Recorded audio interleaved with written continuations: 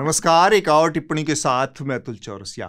पिछले हफ्ते इमरजेंसी की सालगिरह बड़े धूमधाम से मनाई गई। इंदिरा गांधी को याद कर करके कोसा गया। अखबारों ने 50 साल पुरानी कहानियों से पन्ने के पन्ने भर डाले। खबरिया चैनलों पर संविधान हत्या दिवस मनाया गया। जैसे सरकारें हमारे देश में शराब बेचने के लिए आबकारी विभाग संचालित करती हैं और लगे हाथ मद्य निषेध विभाग भी समानांतर रूप से चलाती रहती हैं ताकि नैतिकता की मौत न हो जाए। सरकारी महकमे में भ्रष्टाचार चलता रहता है। लगे हाथ भ्रष्टाचार को नियंत्रित करने के लिए एंटी करप्शन ब्यूरो भी चलता है, जहां बैठा बाबू घूसखोर सरकारी कर्मचारियों से घूस खाने के समानांतर तंत्र को चलाता रहता है ताकि नैतिकता की मौत न हो जाए। खबर जो है वो झालावाड़ से है, जहां हम आपको बताएं पदभार संभालने जा रहे एडिशनल एसपी पर जयपुर एसीबी ने भ्रष्टाचार को लेकर कार्रवाई की।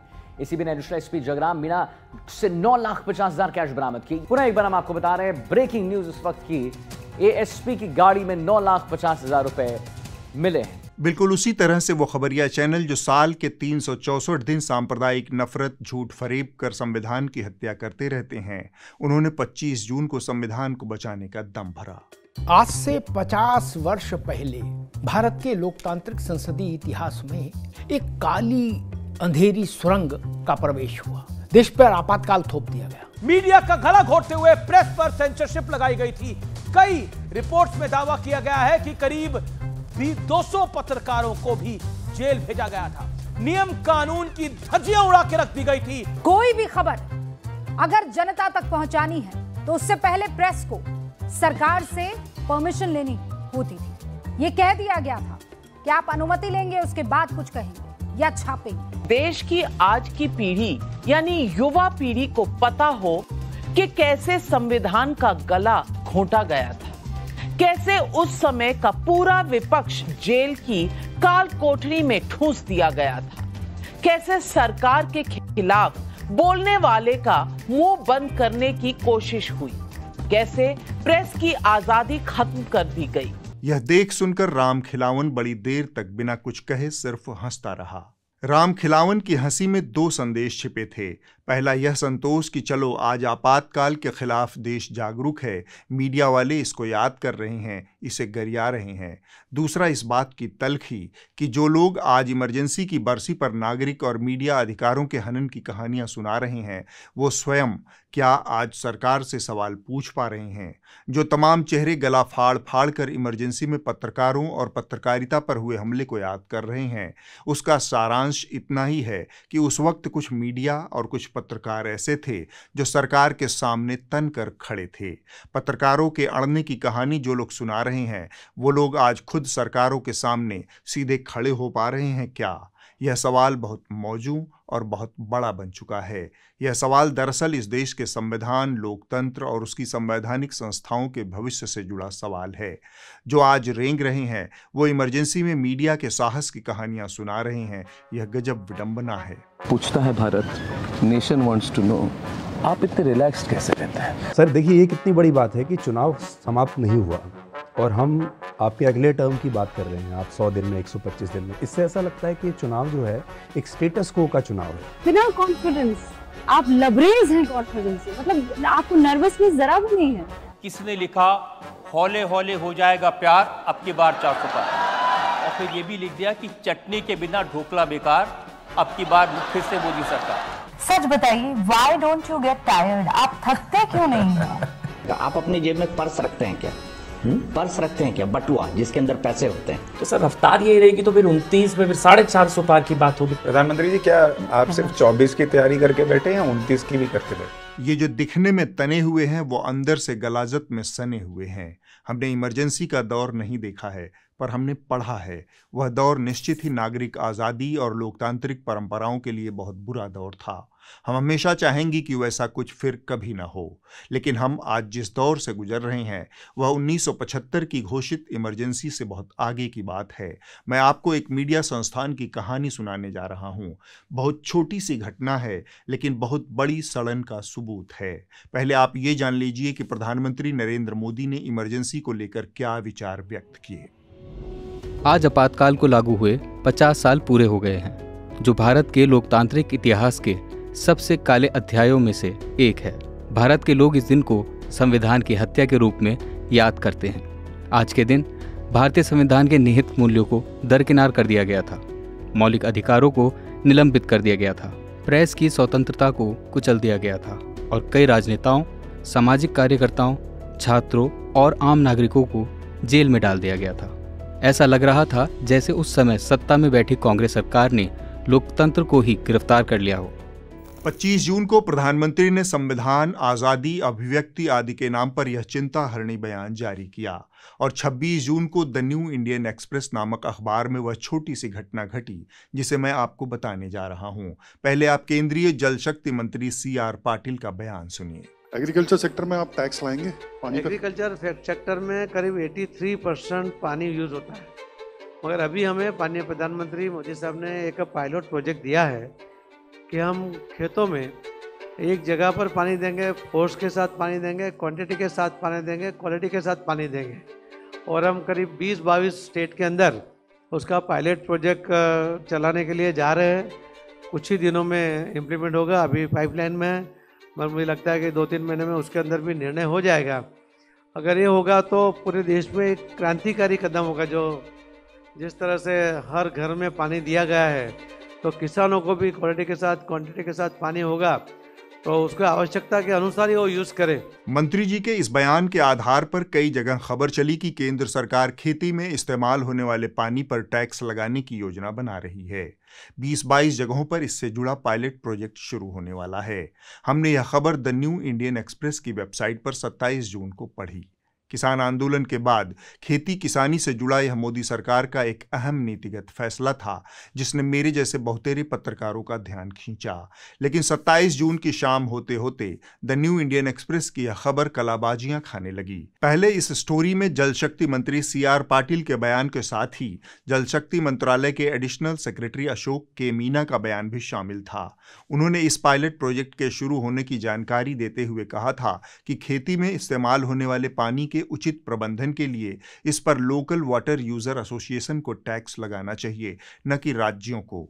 अखबार के प्रिंट वर्जन में यह अभी भी मौजूद है। केंद्र ने इस योजना के लिए 1600 करोड़ रुपए आवंटित किए हैं। राज्यों की सरकारें टैक्स का फैसला करेंगी। पेयजल एवं स्वच्छता विभाग के एडिशनल सेक्रेटरी अशोक के मीना ने कहा, दुरुपयोग को रोकना जरूरी है। पानी की बर्बादी को नियंत्रण करने के लिए राज्य के बजाय लोकल वाटर यूजर एसोसिएशन को टैक्स लगाना चाहिए। इस खबर ने काफी सनसनी पैदा की थी, लिहाजा हम सब की नजर इस पर थी। फिर अचानक से शाम को PIB की तरफ से एक फैक्ट चेक ट्विटर यानी X पर जारी हुआ। इसमें कहा गया कि मीडिया फर्जी खबर फैला रहा है। केंद्र सरकार का कृषि के पानी पर कोई टैक्स लगाने का इरादा नहीं है, यह राज्यों का काम है। ये बात संज्ञान में आई है कि मीडिया के कुछ वर्गों ने गलत और भ्रामक तरीके से यह खबर प्रकाशित की है कि भारत सरकार द्वारा शुरू की जा रही एक नई योजना के तहत किसानों को अब पानी के उपयोग के लिए शुल्क देना होगा। इस पायलट प्रोजेक्ट के तहत ऐसा कोई प्रावधान नहीं है, ना ही भारत सरकार की ओर से ऐसा कोई निर्देश है कि किसानों से पानी के इस्तेमाल के लिए अनिवार्य रूप से उपभोक्ता शुल्क वसूला जाए। यहाँ से रायता लंबा फैल गया। जिस बात की पुष्टि मंत्री जी प्रेस कॉन्फ्रेंस में और एडिशनल सेक्रेटरी अखबार के नुमाइंदे से कर रहे थे, उसे सरकार के एक अंग PIB ने फेक न्यूज बता दिया। हमने द न्यू इंडियन एक्सप्रेस की वेबसाइट पर फिर से उस खबर को पढ़ना चाहा। यहाँ चमत्कार हो गया। गूगल पर हमने एक कीवर्ड डाला, water tax the new Indian express, और हमें ये रिजल्ट प्राप्त हुआ। इस तस्वीर में आपको द न्यू इंडियन एक्सप्रेस की 2 खबरें साथ साथ दिखेंगी। एक का टाइटल है union government plans to impose form water tax. दूसरी खबर का टाइटल है government moods plans for effective water management. इसके अगले चरण में और बड़ा चमत्कार छिपा है। दोनों ही खबरों पर क्लिक करके आप एक ही खबर पर पहुंचते हैं। रास्ते अलग अलग हैं लेकिन मंजिल एक ही है, यानी वाटर टैक्स वाली खबर को पूरी तरह से बदल दिया गया है। पता नहीं यह दिन दहाड़े हुआ या फिर रात के अंधेरे में, पर इस खबर को पढ़कर कई और गड़बड़ियां सामने आई। अब इस खबर में से एडिशनल सेक्रेटरी अशोक के मीना साहब का बयान गायब कर दिया गया है। पूरी खबर का कंटेंट जो वाटर टैक्स पर था उसे तब्दील कर प्रभावी जल प्रबंधन की खबर बना दिया गया है। यह सारा कारनामा इमरजेंसी की सालगिरह के झुटपुटे में संपन्न हो गया।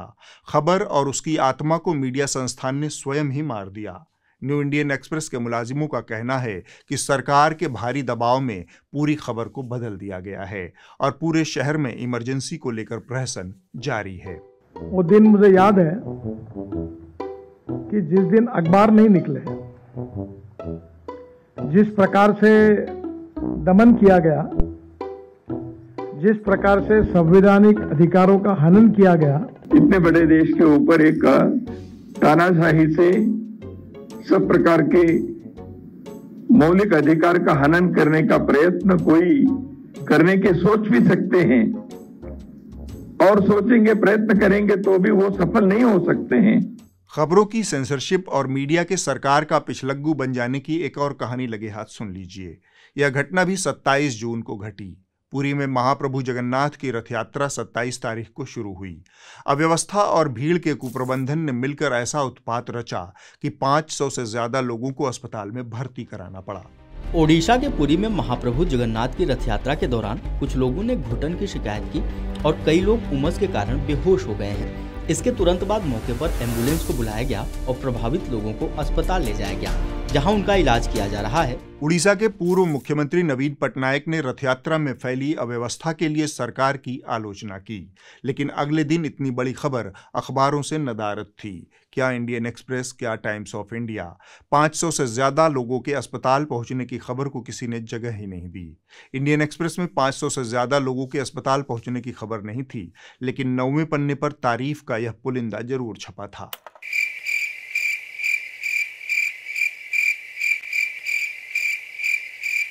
शायद हमारे अखबार अंतर्यामी हैं। उन्हें पहले से ही अंदाजा था कि 500 लोगों के अस्पताल में भर्ती होने की खबर कोई खबर नहीं है।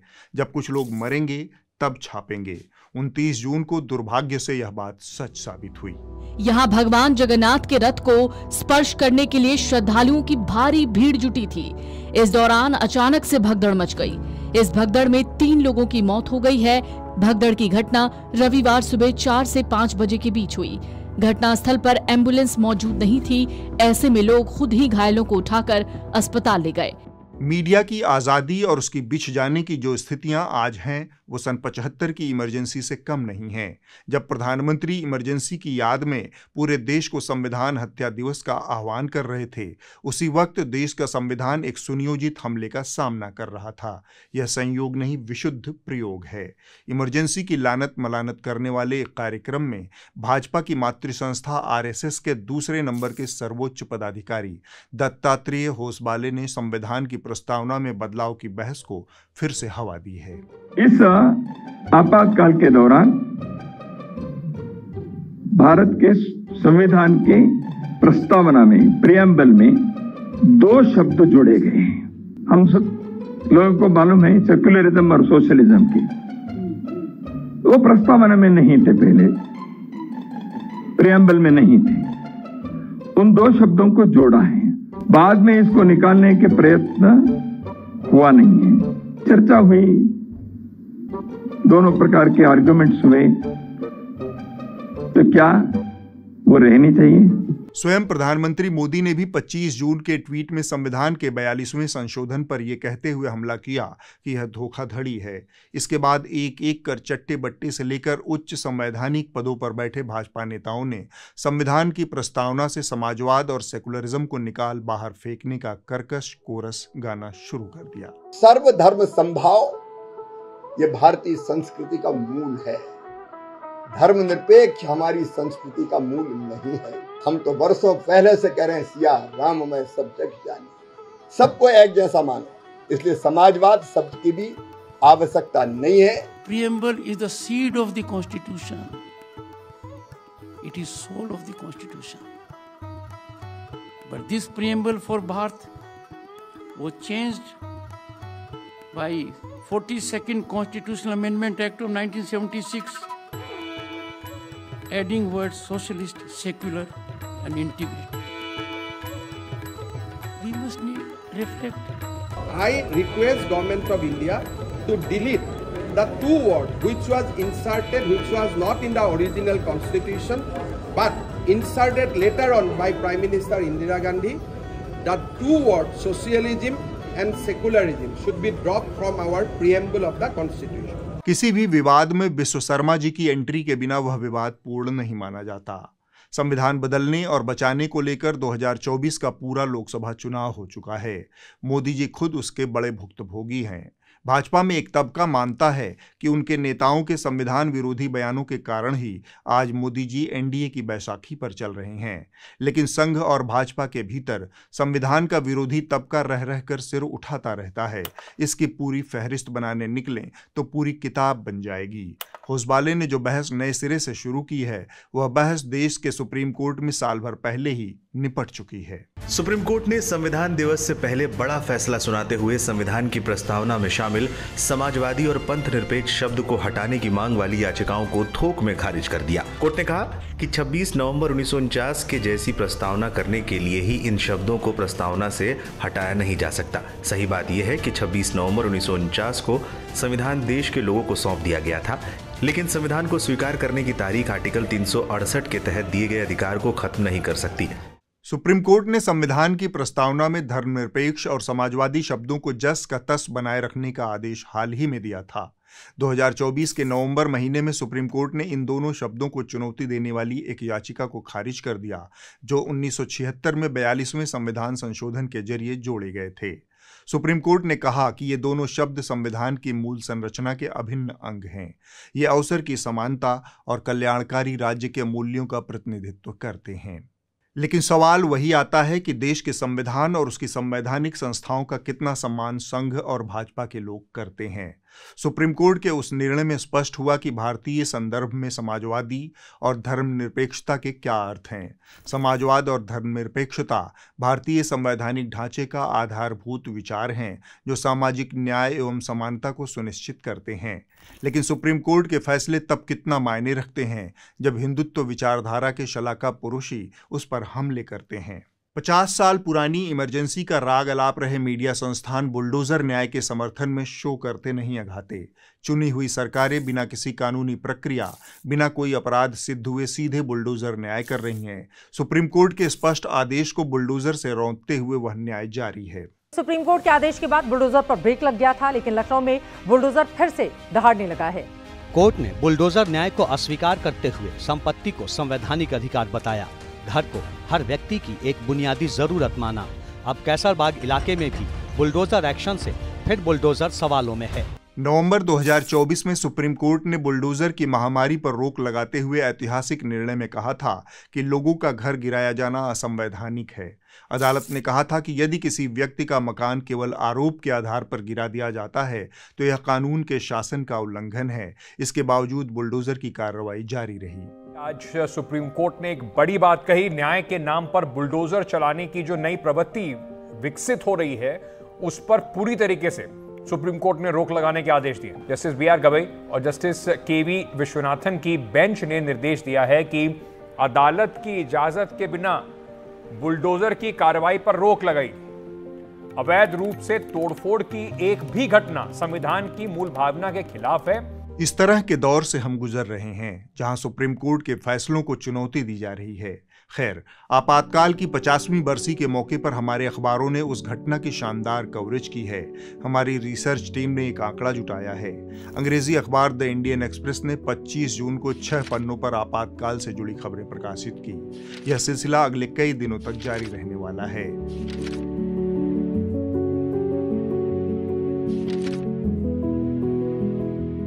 द हिंदू ने 26 जून को अच्छा खासा हिस्सा इमरजेंसी को समर्पित किया। हिंदुस्तान टाइम्स ने 25 और 26 जून को 2-2 पन्नों पर इमरजेंसी को याद किया। हिंदी अखबारों की बात करें तो दैनिक जागरण ने 25 जून को एक पन्ने पर, 26 जून को 2 पन्नों पर इमरजेंसी से संबंधित लेख छापे। इसी तरह अमर उजाला ने 25 जून को 3 पन्ने और 26 जून को 2 पन्ने पर इससे जुड़ी खबरें प्रकाशित की।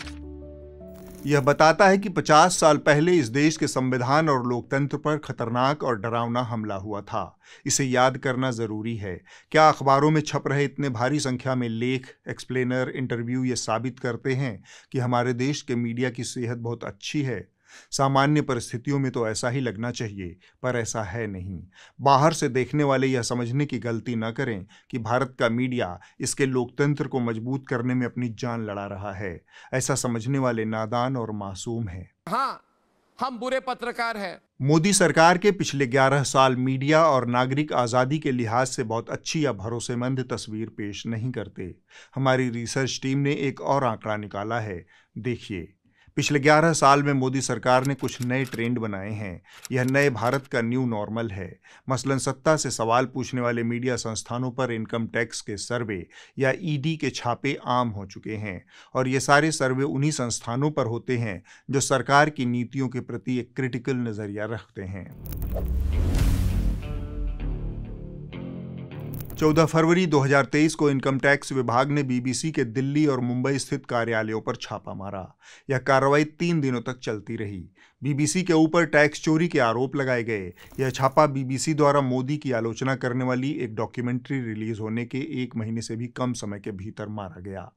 भारत सरकार ने बीबीसी की डॉक्यूमेंट्री का भारत में प्रसारण प्रतिबंधित कर दिया।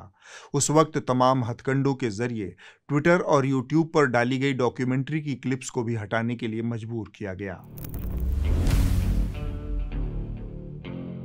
फरवरी 2021 में वित्तीय अपराधों की निगरानी करने वाली संस्था ईडी यानी प्रवर्तन निदेशालय ने समाचार पोर्टल न्यूज क्लिक के दफ्तरों पर छापा मारा और उसे पूरी तरह से सील कर दिया। इसके साथ ही द न्यूज क्लिक के संस्थापक प्रबीर पुरकायस्थ के घर पर भी छापा मारा गया। गौरतलब है कि इन छापों के वक्त न्यूज क्लिक विवादास्पद कृषि कानूनों के खिलाफ किसानों के विरोध प्रदर्शन को बड़े पैमाने पर कवर कर रहा था। जुलाई 2021 में इनकम टैक्स के अधिकारियों ने दैनिक भास्कर समूह से जुड़े 32 ठिकानों पर एक साथ छापेमारी की। यह भारत का दूसरा सबसे ज्यादा पढ़ा जाने वाला हिंदी भाषा का अखबार है। दैनिक भास्कर की वेबसाइट पर समूह ने कहा था कि महामारी के दौरान गंगा नदी में तैरती लाशों की कवरेज से डरकर सरकार ने भास्कर समूह पर छापे मारे। दैनिक भास्कर के साथ ही उत्तर प्रदेश पर केंद्रित भारत समाचार नामक टेलीविजन न्यूज चैनल पर भी इनकम टैक्स विभाग का छापा पड़ा था। इन छापों की टाइमिंग बताती है कि कोविड महामारी के दौरान उत्तर प्रदेश में हो रहे बड़े पैमाने पर मौतें, ऑक्सीजन की कमी और गंगा में बहाई जा रही लाशों की कवरेज को दबाने के लिए ये छापेमारी की गई। 2023 के अगस्त महीने में भारत सरकार ने कश्मीर में स्थित एक समाचार पोर्टल द कश्मीर वाला की वेबसाइट को ब्लॉक कर दिया। यह वेबसाइट अशांत कश्मीर के अलग अलग इलाकों से मानवाधिकार हनन के मुद्दों पर अपनी आलोचनात्मक रिपोर्टिंग के लिए जाना जाता था। और अंत में योर्स ट्रूली न्यूज लॉन्ड्री का जिक्र भी कर लेते हैं। सितंबर 2021 में इनकम टैक्स विभाग को लगा कि एक सर्वे न्यूज लॉन्ड्री के दफ्तर का भी कर ही लेते हैं, जाने कौन कौन सी राष्ट्र विरोधी गतिविधियां यहां से संचालित हो रही हों। ध्यान रहे, उन्होंने हमारे यहाँ छापा नहीं मारा था, वो सर्वे करने आए थे। वो सर्वे आज तक जारी है, यानी सरकारी दांव पेंच और लाल फीताशाही में उलझाने और परेशान करने का सर्वे। खैर, आपको पता है न्यूज लॉन्ड्री एक स्वतंत्र डिजिटल मीडिया प्लेटफॉर्म है जो किसी सरकार या फिर कॉरपोरेशन से कोई विज्ञापन नहीं लेता, बल्कि यह अपने सब्सक्राइबर्स की मदद से पब्लिक इंटरेस्ट जर्नलिज्म का एक वैकल्पिक मंच खड़ा करने का प्रयास है। हमारी सत्ता से सवाल पूछने वाली पत्रकारिता सत्ता को पसंद नहीं आई, सो सर्वे का कुचक्र रचा गया। पर आप इससे कतई परेशान न हों। न्यूज लॉन्ड्री को जब तक आपका सहयोग मिलेगा, हमारी पत्रकारिता यूं ही जारी रहेगी। हमें सब्सक्राइब करना ना भूलें। सिंपली इस QR कोड को स्कैन करके आप यह काम लगे हाथ कर डालें। 11 साल में मोदी सरकार के न्यू नॉर्मल का एक चेहरा है संस्थानों के साथ इंडिविजुअल पत्रकारों पर सरकारी हंटर। 2020 में केरल के पत्रकार सिद्दीक कप्पन को उत्तर प्रदेश के हाथरस में एक दलित युवती के सामूहिक बलात्कार मामले की रिपोर्टिंग के लिए जाते समय UAPA के तहत गिरफ्तार किया गया था। देशद्रोह और आतंकवाद के आरोप में उन्हें 2 साल से ज्यादा समय तक हिरासत में भी रखा गया। उसके बाद 2022 में उन्हें जमानत मिली। कश्मीर के 36 वर्षीय आसिफ सुल्तान को भी अगस्त 2018 में गिरफ्तार किया गया था। उनके ऊपर भी गैरकानूनी गतिविधि रोकथाम अधिनियम UAPA के तहत आरोप लगाया गया था। इस धारा के तहत जमानत पाना बहुत मुश्किल है। फहद शाह कश्मीर स्थित समाचार पोर्टल कश्मीर वाला के मालिक और संपादक हैं। शाह को फरवरी 2022 में कश्मीर के पुलवामा इलाके में हुई एक मुठभेड़ की खबर प्रकाशित करने के आरोप में गिरफ्तार किया गया था। देश के अलग अलग हिस्सों में अनगिनत पत्रकारों के ऊपर एफआईआर जैसे हथकंडों का इस्तेमाल कर उन्हें चुप कराने का काम अब न्यू नॉर्मल है। आप सीपीजे जैसी संस्थाओं के पोर्टल खोलकर देख सकते हैं, वहां पत्रकारों के ऊपर सरकारी तंत्र के हमलों की पूरी सूची मिल जाएगी। ये तो हुई पत्रकारिता संस्थानों और पत्रकारों पर होने वाले हमलों की बात। 11 साल में मोदी सरकार ने नीतिगत स्तर पर अभिव्यक्ति का गला घोटने का जो काम किया है उसे भी जानना जरूरी है। एक एक कर उन्हें भी जान लीजिए, क्योंकि इस देश के ज्यादातर अखबार और नोएडा के चापलूस चैनल लेटने और लौटने का अंतर भूल चुके हैं। 25 फरवरी 2021 को भारत सरकार के इलेक्ट्रॉनिक्स और सूचना प्रौद्योगिकी मंत्रालय और सूचना और प्रसारण मंत्रालय ने IT रूल्स 2021 पेश किया। ये नियम सोशल मीडिया के इंटरमीडिएरी प्लेटफॉर्म और इसके कंटेंट का इस्तेमाल करने वाले नागरिकों पर भी सरकारी अधिकारियों की निगरानी का प्रावधान करते हैं। साथ ही IT रूल्स 2021 ऑनलाइन सामग्री और डिजिटल समाचार मीडिया पर निगरानी रखने की व्यवस्था भी देता है। इसकी निगरानी का अधिकार सरकारी अधिकारियों वाली एक कमेटी के हाथ में है। मीडिया के ऊपर सरकारी बाबुओं के निगरानी की कीमत आप समझते हैं? अगर नहीं तो आगे के प्रावधानों से आप समझ जाएंगे। कोई भी व्यक्ति प्रकाशित सामग्री के बारे में शिकायत कर सकता है और पत्रकारों को इसका जवाब देना अनिवार्य है। इसके तहत डिजिटल मीडिया के लिए कोड ऑफ कंडक्ट तय कर दिए गए हैं। इसमें एक निश्चित समय सीमा के भीतर शिकायतों का जवाब देने के लिए एक शिकायत अधिकारी की नियुक्ति करना अनिवार्य है। इसके बाद सरकार की भूमिका गंभीर और गहरी हो जाती है। किसी शिकायत की स्थिति में सरकार डिजिटल प्लेटफॉर्म पर समाचारों को सेंसर करने का अधिकार रखती है। नए रूल्स में शिकायतकर्ताओं के लिए अपील के 3 स्तर निर्धारित किए गए हैं। सबसे पहले स्तर पर प्रकाशक खुद ही इसे निपटाएगा। यदि कोई समाचार आउटलेट शिकायत का समाधान नहीं करता है तो इसे सूचना और प्रसारण मंत्रालय के पास कार्रवाई के लिए भेजा जाएगा। 50 साल पुरानी इमरजेंसी के शोर में मौजूदा सरकार के छुपे हुए नाखूनों को न तो हमारा हुड़कचिल्लू मीडिया दिखा रहा है, न ही ज्यादातर अखबार, क्योंकि जी हुजूरी से उनका कारोबार चल रहा है। मीडिया के इर्द गिर्द इतने सारे शिकंजे कसने वाली मोदी सरकार ने कुछ ही महीने पहले डाटा प्रोटेक्शन अधिनियम पास करवाया है। यह संसद से पास होकर राष्ट्रपति के दरवाजे पर अधिसूचित होने का इंतजार कर रहा है। यह कानून सिर्फ पत्रकारिता की राह का रोड़ा नहीं है, बल्कि यह इस देश के आम नागरिकों को बहुत बड़े अधिकार से वंचित करने का एक हथियार है। आपके टैक्स के पैसे से चलने वाली सरकार आपको सूचना देने का रास्ता बंद करना चाहती है। पारदर्शिता का वादा करके पर्देदारी का कानून मोदी जी ले आए हैं। RTI यानी सूचना के अधिकार अधिनियम ने भारत के नागरिकों को सरकार से सवाल पूछने की एक बड़ी ताकत दी थी। इसके जरिए देश के कुछ एक बड़े घोटाले उजागर हुए थे, लेकिन नागरिकों की यह ताकत अब खतरे में है। नए डेटा सुरक्षा अधिनियम की धारा 44(3) प्राइवेसी यानी गोपनीयता को आधार बनाकर किसी भी तरह की जानकारी को शेयर करने पर पूरी तरह से प्रतिबंध लगाता है। अगर यह कानून लागू होता है तो केवल पत्रकारों या फिर नागरिक अधिकार कार्यकर्ताओं को ही प्रभावित नहीं करेगा, बल्कि यह हर उस नागरिक को प्रभावित करेगा जो सवाल पूछना चाहते हैं। आपातकाल तानाशाही पर इतनी लंबी बातचीत के बाद एक अंतिम बात। जिस देश का प्रधानमंत्री 11 साल में एक प्रेस कॉन्फ्रेंस नहीं करे, वह लोकतांत्रिक अधिकारों, संवैधानिक दायित्वों और अभिव्यक्ति के पहरुआ के रूप में लंबी लंबी बातें करे, यह शोभा नहीं देता। और इस देश के ज्यादातर टेलीविजन चैनल और अखबारों को इस रवैये में अगर प्रधानमंत्री की महानता नजर आती है तो यह दौर किसी इमरजेंसी से गया गुजरा दौर है। अब आप इस हफ्ते की रिपोर्ट देख लीजिए। जो कही जा रही थी बातें कि अंदर में भी सोशल डिस्टेंसिंग। यह रिपोर्ट छत्तीसगढ़ के बीजापुर जिले में भैरमगढ़ इलाके की है। इसे बस्तर टाकीज नाम के YouTube चैनल ने कवर किया है। यहाँ एक गर्भवती महिला को उसके परिवार वाले कांवड़ में बिठाकर 5 घंटे की पैदल यात्रा करके सरकारी अस्पताल पहुंचे ताकि सुरक्षित डिलीवरी हो सके। परिजनों का कहना है कि एम्बुलेंस उनके यहाँ आती ही नहीं। यह वीडियो बीजापुर इलाके की स्वास्थ्य सुविधाओं की जमीनी सच्चाई दिखाता है। आप भी देखिए। कहाँ से ला रहे हो दादा? कहाँ? मावाड़ा। क्या हो गया उनको? डिलीवरी की। एम्बुलेंस नहीं आता है? नहीं आता है, उधर पहाड़ी में। अच्छा, पहाड़ी है। हाँ। तो कब से निकले हो घर से? 8 बजे। सुबह 8 बजे? हाँ। 8 बजे निकले हैं ये और 12 बज रहा है। पूरा गांव का ये स्थिति है। हाँ। ऐसी कांवड़ से लाना पड़ता है। तो कैसा और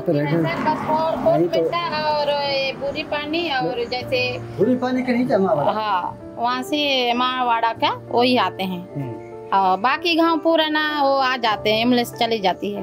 नहीं तो इनका गांव का बात कर रहा था। हाँ, इनका ना पूरा अंदर एरिया है सर, हाँ, पहाड़ के किनारे। उसके और भी आगे होंगे और गाँव? आगे हैं वहाँ भी ऐसी है? जी, ऐसे लाते हैं। सरकार नहीं पहुँच पाती। अगले हफ्ते होगी एक और टिप्पणी। नमस्कार।